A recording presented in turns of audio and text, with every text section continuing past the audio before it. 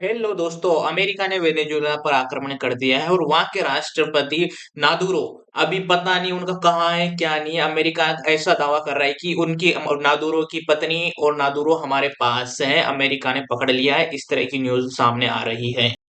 तो देखते हैं 3 जनवरी 2026 की रात को क्या हुआ वेनेजुएला के खिलाफ।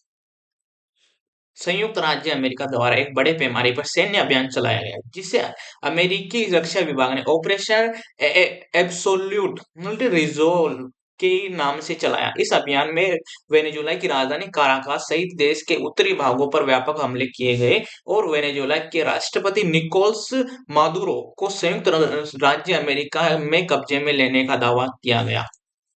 इस दौरान अमेरिका की सैनिकों और वैश्विक ऑपरेशन टीमों ने मादुरो और उनकी पत्नी सीलिया फ्लोरेस को पकड़कर उन्हें न्यूयॉर्क ले जाने की घोषणा की, जहां उन पर कथित नार्को कुछ आतंकवादी गतिविधियों के आरोप लगाए गए हैं।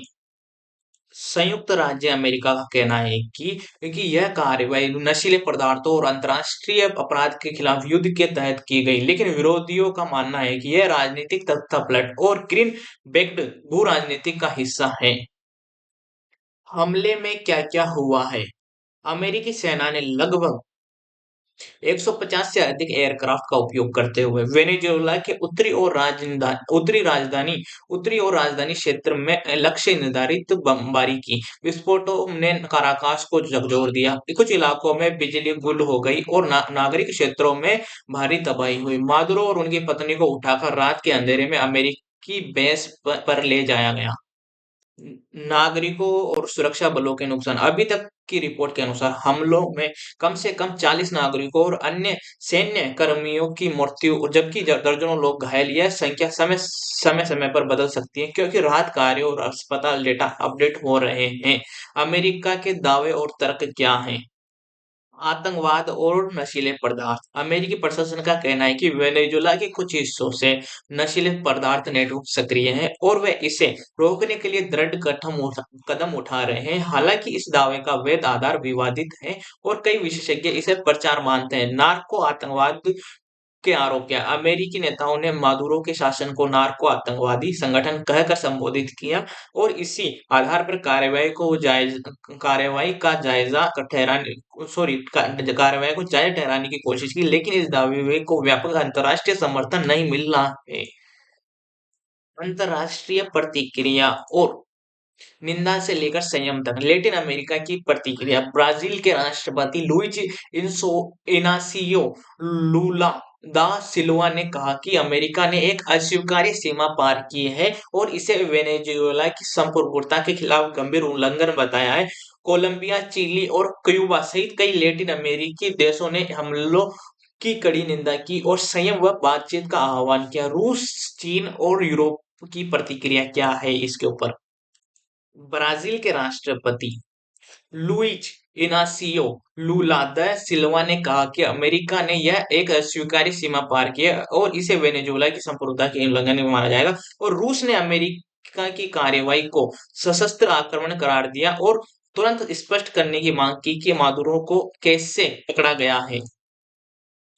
चीन ने कहा कि यह अंतर्राष्ट्रीय कानून का उल्लंघन है और लैटिन अमेरिका में शांति के लिए खतरा है। कई यूरोपीय देशों ने भी अंतर्राष्ट्रीय कानून और संयुक्त राष्ट्र चार्ट का सम्मान करने की आवश्यकता पर जोर दिया है। संयुक्त राष्ट्र का रुख क्या है? संयुक्त राष्ट्र महासचिव और सुरक्षा परिषद ने चिंता व्यक्त की और सभी पक्षों से संयम और शांतिपूर्ण समाधान की अपील की है, क्योंकि इस कार्रवाई ने क्षेत्रीय और वैश्विक सुरक्षा को खतरे में डाल दिया है। अंतर्राष्ट्रीय कानून और वैधता का प्रश्न क्या है? अंतर्राष्ट्रीय कानून विशेषज्ञों के अनुसार किसी संप्रभु देश के खिलाफ अनधिकृत सैन्य कार्रवाई को संयुक्त राष्ट्र चार्टर के तहत सख्त रूप से प्रतिबंधित किया गया है। वेनेजुएला ने यह कार्रवाई अवैध, अमानना और आंतरिक मामलों में घुसपैठ बताया है। सुरक्षा परिषद में अमेरिका की पोजीशन के कारण किसी प्रतिकूल निर्णय की संभावना कम है, लेकिन वैश्विक स्तर पर यह कार्रवाई एक नए युग में खतरे और युद्ध के मानदंडों को बदलने वाली घटना के रूप में देखी जा रही है। वैश्विक राजनीतिक और आर्थिक प्रभाव, तेल बाजार व ऊर्जा। वेनेजुला दुनिया के सबसे बड़े अज्ञात ज्ञात तेल भंडार में से एक है। अमेरिकी हस्तक्षेप के कारण तेल की आपूर्ति, उत्पादन और वैश्विक ऊर्जा बाजार में अस्थिरता की आशंका बढ़ी है। शरणार्थी और मानवीय संकट, पूर्व की घटनाओं और संयुक्त राष्ट्र के आकलनों के मुताबिक किसी बड़े सैन्य संघर्ष से प्रवास और शरणार्थी संकट में तेजी आ सकती है, जिससे पड़ोसी देशों पर दबाव बढ़ेगा। वेनेजुएला के अंदरूनी प्रतिरोध और प्रतिक्रिया। वेनेजुएला की सरकार ने हमले को अवैध और किडनैपिंग और कब्जा का बताया है और देश ने अब पूरी तरह से विरोध किया है। देश में राष्ट्रीय आपातकाल लागू कर दिया गया है और जनता, सशस्त्र बलों और समर्थक समूहों में गुस्सा व विरोध देखने को मिल रहा है। फ्यूचर की संभावनाएं और संकट क्या है? विश्लेषकों के मुताबिक इस घटना का परिणाम केवल दो देशों के बीच तनाव नहीं रहेगा, बल्कि अंतर्राष्ट्रीय सुरक्षा के नियमों में व्यापक बदलाव, रूस, चीन और अमेरिका के बीच नई ठंडी लड़ाई, लैटिन अमेरिका में हिंसा और अस्थिरता, ऊर्जा संकट जैसी जटिल चुनौतियों को जन्म दे सकता है। यह हमला न केवल दो देशों के बीच अस्थायी विवाद है, बल्कि यह वैश्विक शक्ति संतुलन, अंतर्राष्ट्रीय कानून, ऊर्जा सुरक्षा और मानवीय स्थिति पर दीर्घकालिक गंभीर प्रभाव डाल सकता है। इस संकट ने दुनिया को यह सोचने पर मजबूर कर दिया है कि क्या वैश्विक शांति, कूटनीति और सामूहिक सुरक्षा अब उतना प्रभावी साधन रहेंगे या नहीं। आम जनता पर असर क्या पड़ा, देखते हैं। हमारे संवाददाता की रिपोर्ट के अनुसार इस हमले का सबसे बड़ा असर आम नागरिकों पर पड़ा है। अस्पतालों में घायलों की भीड़, दवाइयों और ईंधन की कमी, इंटरनेट और मोबाइल नेटवर्क बाधित। एक स्थानीय नागरिक ने कहा, हम राजनीति नहीं समझते, लेकिन बम हमारे घरों पर गिर रहे हैं। महिलाएं, बच्चे और बुजुर्ग सबसे ज्यादा डरे हुए हैं। लैटिन अमेरिका में आक्रोश। अमेरिकी हमले के बाद लैटिन अमेरिका उबल रहा है। ब्राजील ने कहा, अमेरिका ने एक अस्वीकार्य सीमा पार की। चिली के राष्ट्रपति ने संवाद और कूटनीति की अपील की। क्यूबा ने इसे साम्राज्यवादी आक्रमण करार दिया। कई देशों ने आशंका जताई कि यह हमला पूरे क्षेत्र को अस्थिरता और हिंसा की ओर ले जा सकता है। रूस, चीन और कड़ी प्रतिक्रिया क्या है, मैं आपको डिटेल में बता देता हूँ। अब बात करते हैं दुनिया की सबसे बड़ी ताकतों की। रूस और चीन। रूस ने कहा, यह सशस्त्र आक्रमण है। अमेरिका अंतर्राष्ट्रीय कानून को कुचल रहा है। चीन ने बयान दिया, वेनेजुएला के आंतरिक मामलों में किसी भी विदेशी हस्तक्षेप का विरोध किया जाएगा। विशेषज्ञ मान रहे हैं कि यह घटना नई शीत युद्ध जैसी स्थिति पैदा कर सकती है। संयुक्त राष्ट्र में हलचल। संयुक्त राष्ट्र सुरक्षा परिषद की आपात बैठक बुलाई गई है। महासचिव ने कहा, सभी पक्ष संयम बरते, सैन्य टकराव के परिणाम विनाशकारी होंगे। लेकिन सवाल यह है, क्या संयुक्त राष्ट्र अमेरिका जैसे शक्तिशाली देश को रोक पाएगा? विश्लेषण, असली वजह क्या है? विश्लेषकों का मानना है कि यह किसी नशीले पदार्थ का मामला नहीं है। संभावित कारण है वेनेजुएला का विशाल तेल भंडार, अमेरिका, रूस, चीन की भू राजनीतिक प्रतिस्पर्धा, लैटिन अमेरिका में अमेरिकी प्रभाव बनाए रखने की कोशिश। वेनेजुएला दुनिया के सबसे बड़े तेल भंडारों में से एक है और यही उसे वैश्विक राजनीति का केंद्र बनाता है। क्या आगे होगा युद्ध? सबसे बड़ा सवाल यही है, क्या वेनेजुला पलटवार करेगा? क्या रूस और चीन खुलकर सामने आएंगे? क्या यह संकट वैश्विक युद्ध में बदलेगा? फिलहाल हालात बेहद तनावपूर्ण हैं। दुनिया की यही निगाह अमेरिका और वेनेजुला पर टिकी हुई है। मादुरो की सच्चाई, सच या राजनीतिक दबाव। अमेरिका के दावे के अनुसार राष्ट्रपति निकोलस मादुरो को एक गुप्त सैन्य अभियान के तहत काराकास से बाहर ले जाया गया, लेकिन वेनेजुएला की सरकार कहती है राष्ट्रपति मादुरो देश में ही है और अमेरिका झूठा प्रचार कर रहा है। सबूतों की कमी।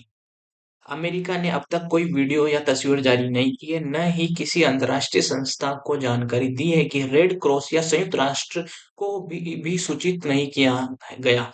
यही वजह है कि कई देश इस दावे को राजनीतिक मनोवैज्ञानिक युद्ध मान रहे हैं। अगर गिरफ्तारी सच है तो ये क्या वैध है? यहाँ आता है सबसे अहम मुद्दा,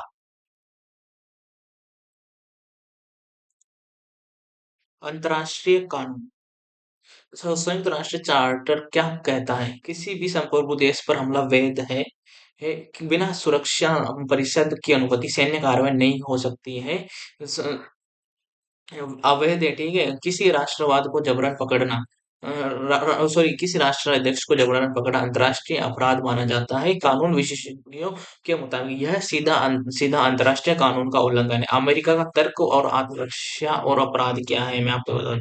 अमेरिका अपने बचाव में कह रहा है कि अपने मादुरो पर अंतर्राष्ट्रीय नशीले पदार्थों के आरोप वे अमेरिका की सुरक्षा के लिए खतरा थे, इसलिए प्री एम्प्ट स्ट्राइक जरूरी थी। लेकिन सवाल उठता है, क्या आरोप लगते ही किसी देश पर हमला जायज हो सकता है? विशेषज्ञों की राय। अंतर्राष्ट्रीय मामलों के जानकार कहते हैं कि अगर अमेरिका का तर्क मान लिया गया तो कोई भी शक्तिशाली देश किसी भी कमजोर देश पर हमला कर सकता है। इससे वैश्विक अराजकता फैल जाएगी। एक वरिष्ठ विश्लेषक का कहना है कि यह कानून नई ताकत की राजनीति है।